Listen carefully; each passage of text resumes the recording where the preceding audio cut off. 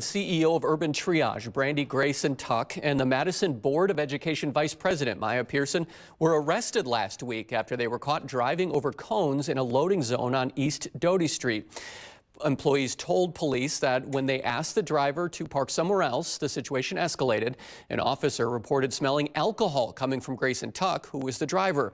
The 45-year-old also allegedly refused to take a sobriety test, and officers took her to a hospital on a warrant for a blood draw.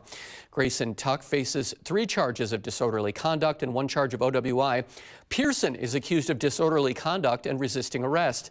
Pearson is a member of the Police Civilian Oversight Board. She started last November, and her term goes through November of 2028. Pearson was appointed by the mayor.